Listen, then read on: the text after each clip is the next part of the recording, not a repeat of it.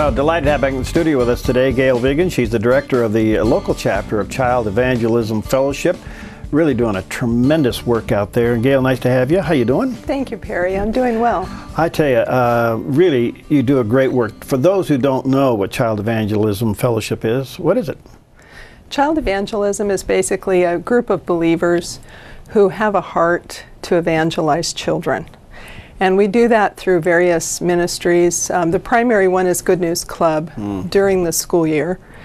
And that's a Bible club for children that meets once a week in the schools. But then in the summertime, we kind of shift gears and we train teenagers to teach the children. Really? Yes. And those are called 5-day clubs. We go to one location for 5 days and have a Bible club for an hour and a half, and that includes lots of high energy games, songs, a Bible lesson, and missions time. That's just wonderful. And now during the school year, are students allowed to go to these? Is it on campus, off campus, or? Yes, after school it is on campus, and of course parental permission is required. There's also release time, which is during the school day, and the children come out of school and go into one of our trailers that we park at the location there. That's wonderful. All right, now it is summer. It is. So you're gearing up for all of those. And how do parents get kids involved?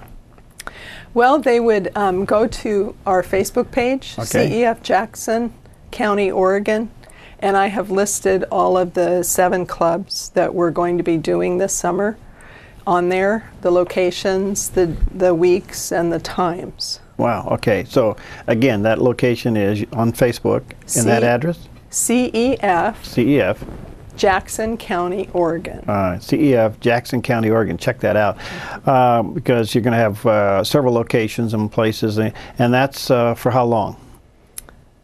Through all through summer? The summer, yes, through the first week of August, actually. All right, and again, how many schools are you involved in? 21 this year. That's wonderful. It varies from year to year. Wow. All volunteer help? Yes. And people, do you need more volunteers? Absolutely. Always need more volunteers. And how do you train them? Yes, we do. We have a training throughout from October through April, ongoing training every other week. And this year, we're going to have myself and my staff member, we're going to be teaching a club so that people who are curious can come and watch and see how things are done and decide, well, this is what I feel God's calling me to do, so I'll come to these training classes and That's wonderful. get on board. You know, it must be rewarding, especially when kids not only enjoying it and getting something from it, but they themselves go out and bring others. Yes. So you're actually teaching them evangelism. I had one of our teenagers that I took last week up to Salem said that he went to a 5-day club when he was much younger, and he enjoyed the fact that the teenagers were teaching them. And so here he was last week at our training for teenagers. He never forgot that. Wow. And that guy is going to go places. He's definitely on board. It just seems such an incredible opportunity, and I would imagine you're sharing the gospel for the first time with some young people. Yes. The reactions must be phenomenal. They vary. Children are not so much like us. They don't have a lot of baggage. And that's pretty simple, aren't they? It's pretty simple, yes. And that's our emphasis. We share the gospel clearly and simply. We don't get into heavy theology, but we stick with the Word of God. And like I tell the teenagers, if you get up there and your mind goes blank, if you just shared those verses with them, that would be enough. So. What kind of follow-up, or what happens after a student comes and they've actually have experienced the Lord? What happens?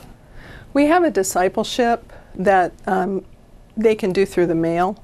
It's called the Truth Chasers Club. Truth Chasers. And we will also be handing out that literature to the kids that attend 5-day clubs so that they can continue to learn more about God through His Word. And if a child does 12 lessons, they receive a Bible with their name engraved on it. Wow. And they're prayed for. The people where the lessons go back to our headquarters, and there are people there who grade the lessons and pray for the children and then send them the next lesson. How are you financed? How does this work?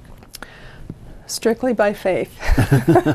A whole lot of it, huh? Yeah, it's a whole lot of it. And there are some very dedicated donors throughout the years, but of course as we age, you know, that changes, and so we're always, we just had a fundraiser in May, and it was very well attended, and there were a lot of new people, and so I'm praising God for that. That's wonderful. And have you found it to be easy to work with the school districts? Yes, very much so. That's encouraging, isn't it? It is. It's very encouraging. So what's your goal? I mean, 63 schools, what's next? Well, that is our goal, to be in every school. And really the problem is not on that side, it's more on our side. Yeah. Lack of volunteers. So you need some volunteers, and they should contact you for that, obviously. How do they get a hold of you, Gail? CEF. Oh, at the Facebook page? That or the email, cefjackson@gmail.com. cefjackson@gmail.com. And what are you looking for in a volunteer besides just a warm body? I mean, what do you want them to do? Someone who's willing to let God have His way and be stretched. You will be challenged. This is not a ministry where you can just, I mean, you can come and watch in the beginning, but then you're going to be having to jump in and learn, you know, how to teach a Bible lesson, how to prepare and present it, how to teach a memory verse, and that kind of thing, how to share the gospel. What kind of time commitment is there involved? For a teacher in a Good News Club through the year, I would say at least 4 hours a week. 4 hours a week. Uh-huh. Okay.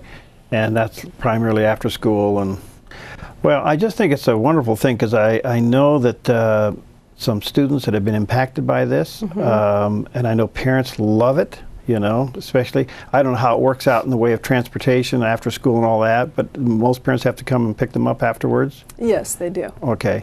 And so, but the results has just been very impacting. How's it impacted you? See this happen? Oh, tremendously. I was one of those who was not saved until later in life. I was 32 years old when I got saved, and that was last year, right? Yes, exactly. And I had a wonderful pastor who told me to continue to pray for God's specific will for my life, because at that point I was not married, I did not have a family, and I was just readily available to the Lord, and so I knew it was going to be children. He told me that actually on a missions trip to the Philippines, when I was sitting there in this barrio listening to this man give his testimony, and there were children all around me.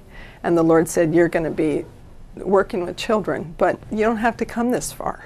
You can do it in your own backyard.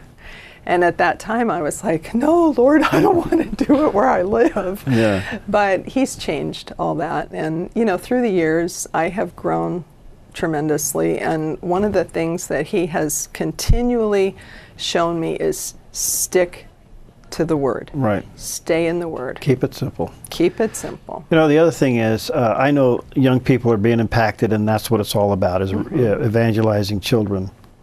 But I also know some volunteers that have worked here in the past, and maybe you're still doing it, that how it's impacted their life, because so often we just end up in this bubble. And I want to say to our viewers and listeners, you may want to pray about this and see what the Lord's telling you to do, because if you're just kind of stuck, there's no fresh footprints in your sand walking with the Lord, this would be really something that you can get involved in, not only changing the life of the young person, but primarily changing your own life. You know? Yes. Because you've experienced it. I have. Wow. Okay. So again, you want to follow them on Facebook. That's CEF Jackson County on Facebook. And then if you want to email Gail or get a hold of her as far as working as a volunteer or learning more about it, that would be cefjackson or at gmail.com. So you can check that out there, because she's looking for volunteers. And are you pretty much staffed up for the summer projects? Pretty much, yes. One more thing about summer. Yeah. I am doing a local training for teens who weren't able to go to the week-long. Okay. And that's this Saturday at First Baptist Church of Medford. Okay. From 9 to 4. 9 to 4. And if they could email me to RSVP, that would be great. Anyone 13 years of age or older. 13 years or older. What a great thing. And they will be trained to do clubs themselves. Yes. They will be trained this Saturday to do the high-octane games with the kids, to perhaps lead a song. They won't be teaching necessarily, but they can get their feet wet. Yeah. Well, that's wonderful. And again, if you got some teenagers around the house that are looking for something to do, and something I think will impact their life and get them involved, this is really great. So that's this Saturday, 9 to 4 at First B, and you should get a hold of Gail. Again, email her at cef@gmail.com and let her know that you're going to be there from 9 to 4. Well, Gail, thanks for what you do. Thanks for coming in. Keep up the good work, and look forward to an exciting year this fall when you launch all the other programs and get going. Yes. Okay, blessings on you. Thank you so much, Okay, Carol. we'll see you next time on Focus Today.